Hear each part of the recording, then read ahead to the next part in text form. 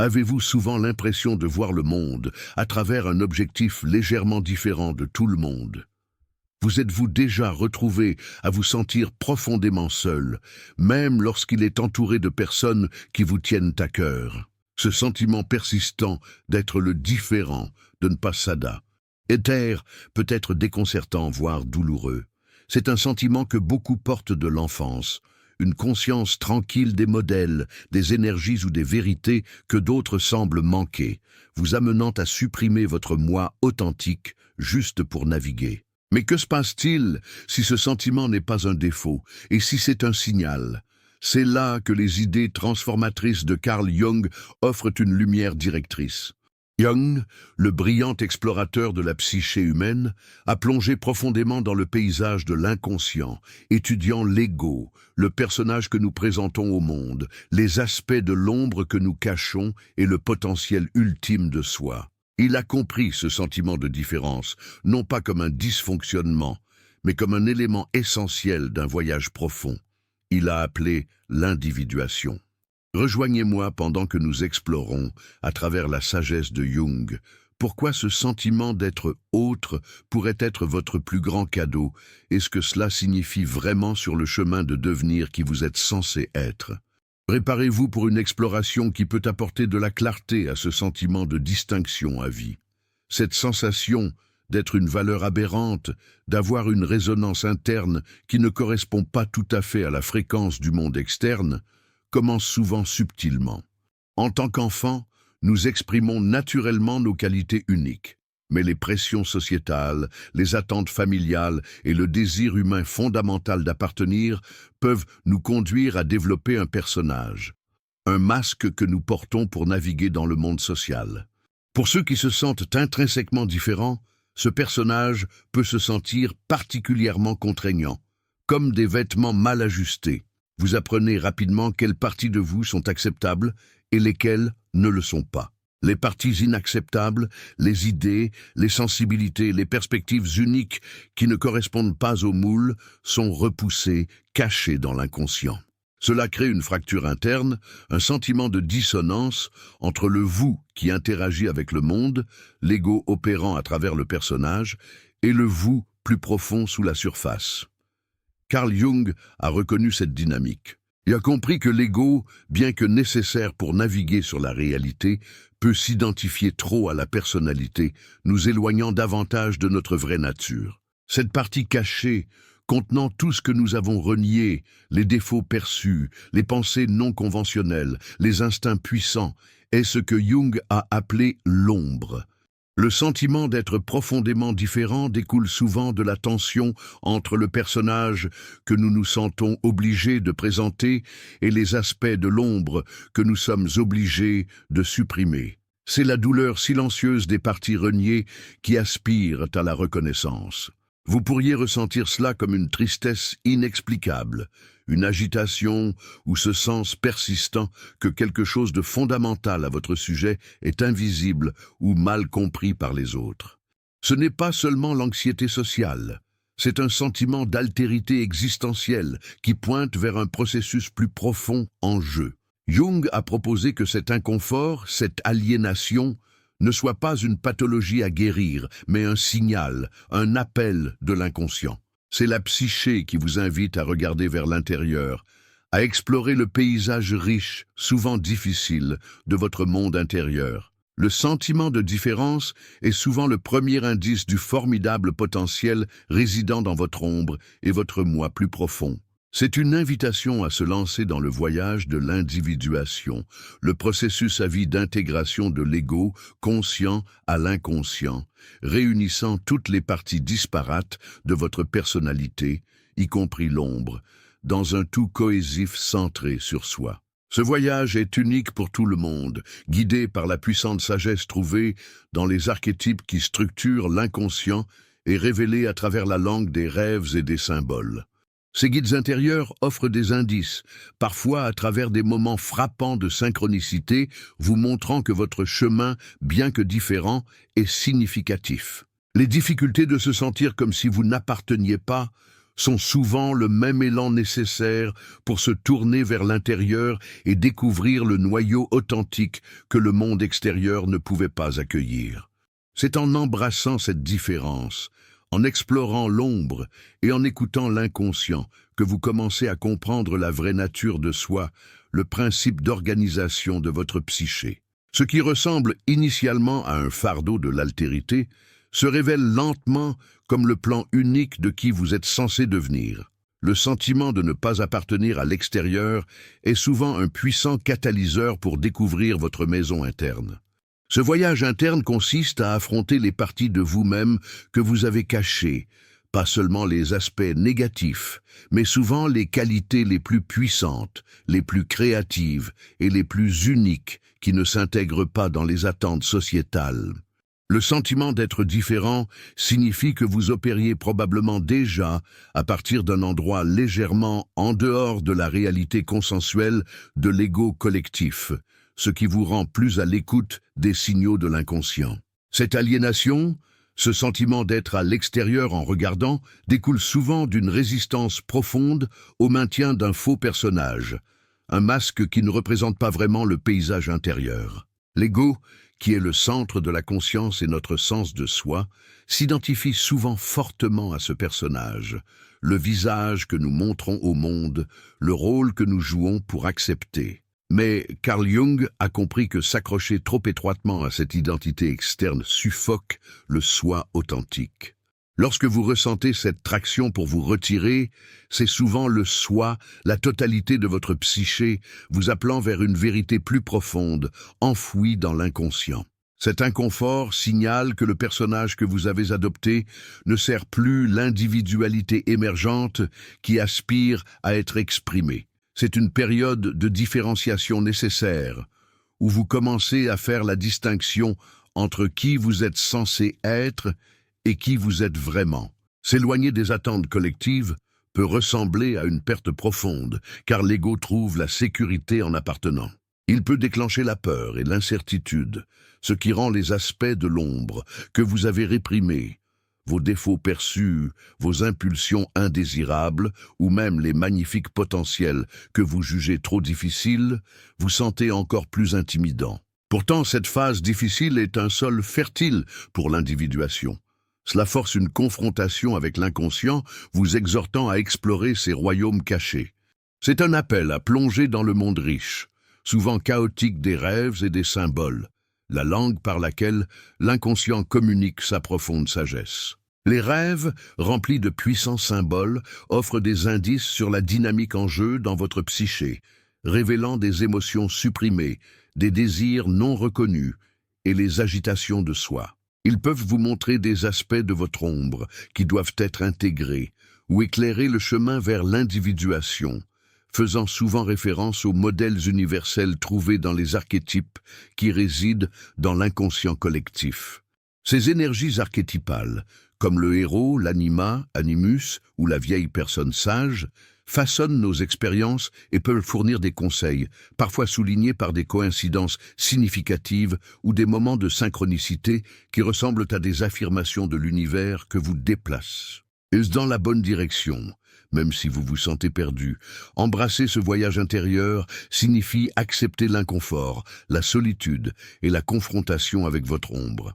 Cela signifie apprendre à interpréter les symboles présentés dans votre vie et vos rêves, en écoutant les chuchotements de l'inconscient plutôt que des exigences fortes du monde extérieur ou des réactions axées sur la peur de l'ego. Ce processus ne consiste pas à devenir un ermite ou à rejeter entièrement la connexion, mais à construire une solide fondation interne ancrée en soi. De cet endroit plus ancré, vous pouvez éventuellement vous rapporter au monde plus authentiquement, sans avoir besoin de la vieille personne pour la validation. Le sentiment d'être différent se transforme d'un fardeau en une reconnaissance de votre structure psychologique unique, un témoignage du processus d'individuation. C'est un dialogue continu entre votre ego conscient et le vaste inconscient, facilité par les conseils des archétypes et des idées glanées des rêves et de la synchronicité, tous travaillant vers le but ultime de réaliser le plein potentiel de soi. Les sentiments initiaux d'exil sont simplement la manière de la psyché de nettoyer l'espace pour que le moi authentique émerge, exigeant que vous tourniez votre attention vers l'intérieur pour découvrir les richesses cachées dans votre ombre et la sagesse retenue dans l'inconscient. Tourner vers l'intérieur n'est pas une retraite passive. C'est un engagement actif avec les paysages cachés de votre propre psyché. C'est là que réside souvent l'ombre, contenant non seulement les parties de nous-mêmes que nous jugeons inacceptables, mais aussi une immense énergie et créativité inexploitées. La rencontre initiale avec l'ombre peut être désorientante, voire effrayante, car elle remet en question l'identité confortable que l'ego a construit. L'ego préfère le familier, le contrôler, et cette plongée profonde dans l'inconscient se sent tout sauf en sécurité. Cette résistance de l'ego est naturelle. Cela ressemble à une menace pour son ordre établi, mais contourner l'ombre signifie rester fragmenté. Les sensibilités même décrites, l'empathie profonde, l'intuition qui absorbe les énergies que les autres manquent, sont souvent liées à des aspects qui auraient pu être poussés dans l'inconscient et faire partie de l'ombre parce que le monde extérieur ne savait pas comment les gérer. Apprendre à travailler avec, plutôt que de supprimer, ces perceptions profondes est crucial. L'inconscient communique à travers une riche langue de symboles, se présentant fréquemment dans les rêves. Faire attention à vos rêves devient une pratique vitale. Offrir des indices sur l'ombre, les conseils des archétypes et les informations sur les couches plus profondes de votre être que l'ego conscient pourrait manquer. Ces symboles ne sont pas toujours faciles à déchiffrer, mais leur présence cohérente est une invitation à explorer la sagesse maintenue à l'intérieur. C'est en vous engageant avec ce langage symbolique que vous commencez à comprendre la source de cette perception profonde, la façon dont votre psyché enregistre les énergies subtiles et les blessures non reconnues du monde qui vous entoure. Ce n'est pas un fardeau que votre personnage peut simplement éliminer. Il est intrinsèquement lié au potentiel de soi pour une expérience de réalité plus riche et plus connectée. L'intégration de l'ombre ne signifie pas laisser ces aspects négatifs se déchaîner. Cela signifie reconnaître leur existence, comprendre leurs origines et récupérer l'énergie qui y est liée. Ce processus, au cœur de l'individuation tel que décrit par des chiffres comme Carl Jung, vous permet de devenir plus entier. Lorsque vous intégrez ces pièces précédemment rejetées, votre capacité à traiter l'entrée écrasante du monde augmente réellement, non pas parce que vous le bloquez, mais parce que votre conteneur interne devient plus fort et plus résilient. La vieille personnalité construite souvent sur l'essai de cacher ses sensibilités ou de projeter une façade de normalité ne sert plus cette force émergente. La perte du vieux personnage est douloureuse, car elle a l'impression de perdre une couche protectrice, mais il est nécessaire que le moi authentique brille. Ce voyage d'individuation est à vie, un processus continu de dialogue entre l'ego conscient et le vaste inconscient, guidé par les modèles archétypaux qui structurent l'expérience humaine. Les moments de synchronicité apparaissent souvent comme de puissantes confirmations sur ce chemin, se sentant comme l'inconscient s'aligne sur le monde extérieur pour souligner une vérité ou une direction révélée dans les rêves ou par la réflexion intérieure.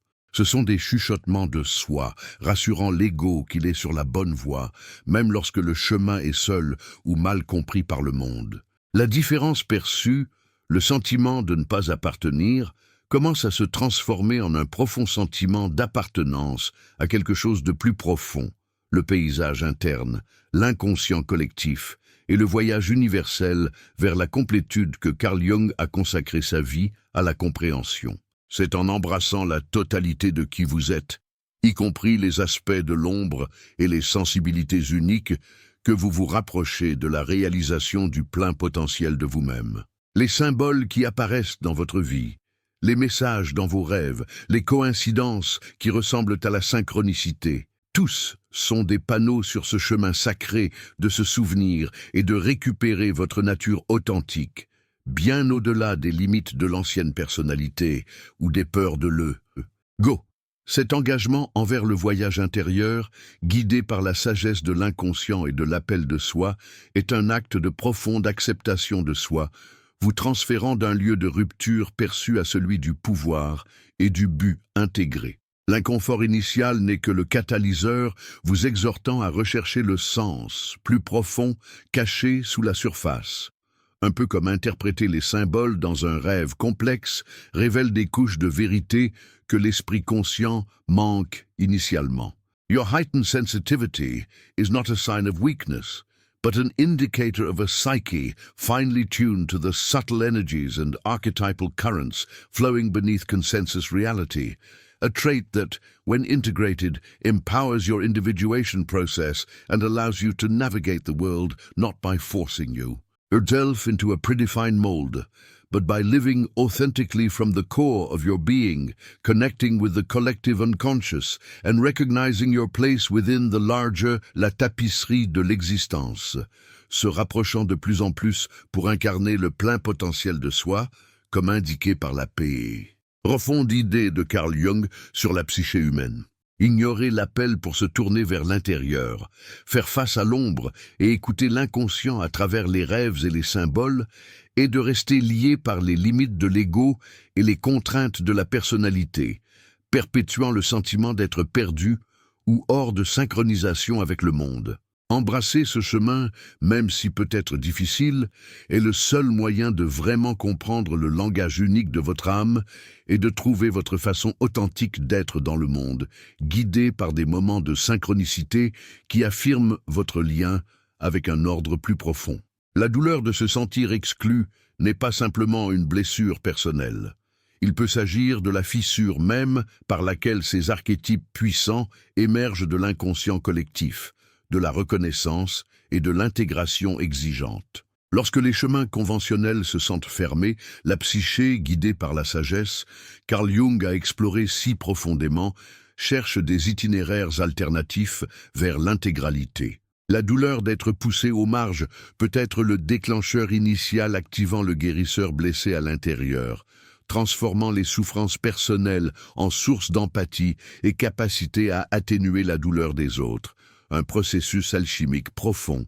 De même, l'isolement souvent ressenti par les exclus peut refléter la solitude nécessaire de l'ermite, un détournement délibéré des distractions externes pour écouter la voix intérieure, pour se connecter avec le soi plus profond et le vaste paysage de l'inconscient. Cette retraite permet l'introspection, pour les prises avec les aspects de l'ombre qui ont peut-être contribué au sentiment d'être différent, et pour déchiffrer les conseils subtils offerts à travers les rêves et les symboles qui peuplent à la fois nos mondes intérieurs et extérieurs. En outre, voir le monde de l'extérieur exempt des œillères de la personnalité dominante et les structures rigides de l'ego peut éveiller le vidette, le voyant qui perçoit des vérités cachées et des défauts systémiques que ceux qui sont confortablement au sein du système pourraient négliger. Cette perspective, souvent forgée dans les incendies de la marginalisation, accorde le courage de dire des vérités inconfortables, même si cela signifie un éloignement supplémentaire. Le parcours de l'exclusion devient donc un moteur puissant pour l'individuation, le processus de permanence d'intégration de la conscience et de l'inconscient, l'ego et le soi, reconnaissant que la véritable authenticité nécessite souvent de sortir des normes attendues. Des moments de synchronicité, ces coïncidences significatives ont souligné que Carl Jung a souvent ponctué ce chemin, servant de confirmation des couches de réalité plus profondes que l'on s'aligne sur le but de leur âme, même lorsque l'esprit rationnel, l'ego, lutte pour comprendre les défis. Ces archétypes ne sont pas des étiquettes pour vous confiner, mais des clés pour comprendre les modèles plus profonds en jeu lorsque la vie vous pousse vers les bords, révélant le potentiel caché dans l'ombre et les riches ressources disponibles dans l'inconscient en attendant d'être explorés à vers les rêves et les symboles. Ce sentiment d'être un étranger, de résonner à une fréquence différente, force souvent une confrontation avec les couches de la psyché que Carl Jung a décrites. Le personnage que nous construisons pour naviguer dans le monde social, conçu pour nous aider à s'installer, peut se sentir particulièrement constructeur lorsque notre nature centrale se sent fondamentalement mal alignée avec des attentes externes. La pression pour se conformer peut construire une personnalité qui ressemble plus à une cage qu'à un masque de protection, conduisant à un conflit interne profond. Cette tension entre le personnage attendu et le soi plus profond et authentique est souvent le catalyseur du processus d'individuation difficile, mais vital. Il s'agit de résister à l'envie d'abandonner complètement le moi pour le désir de l'ego d'acceptation que le véritable voyage commence. Embrasser sa différence unique nécessite un tournant vers l'intérieur, une volonté de se plonger dans l'inconscient. Il faut faire face à l'ombre, ces parties de nous-mêmes, y compris les traits mêmes qui nous font nous sentir différents, qui ont été supprimés, refusés ou jugés inacceptables, soit par la société, soit par nos propres critiques internes, façonnées par un jugement externe. Ce processus d'intégration de l'ombre ne consiste pas à devenir moins, mais à posséder le spectre complet de qui vous êtes, la transformation des faiblesses perçues en source de force et de perspicacité. La sensibilité, l'intensité, les intérêts non conventionnels, ce ne sont pas des défauts, mais des facettes de l'inconscient, en attente d'être intégrés dans un soi plus riche et plus complet. L'inconscient parle une langue souvent étrangère à l'ego rationnel. Il communique à travers des rêves, tissant des récits complexes, remplis de symboles qui offrent des informations profondes sur notre paysage intérieur et notre véritable chemin. Passez attention à ces symboles, qu'ils apparaissent dans les rêves, dans la nature ou dans des moments de synchronicité inattendus, c'est comme recevoir des conseils de la sagesse plus profonde du soi. Carl Jung a souligné l'importance de déchiffrer ces symboles, les considérant comme des clés pour déverrouiller les mystères de la psyché et les modèles universels représentés par des archétypes. Ces archétypes, comme le guérisseur blessé, les innocents ou le sage, peuvent nous aider à comprendre les forces et les modèles plus importants en jeu dans nos vies, fournissant un contexte et un sens à nos sentiments d'être différents.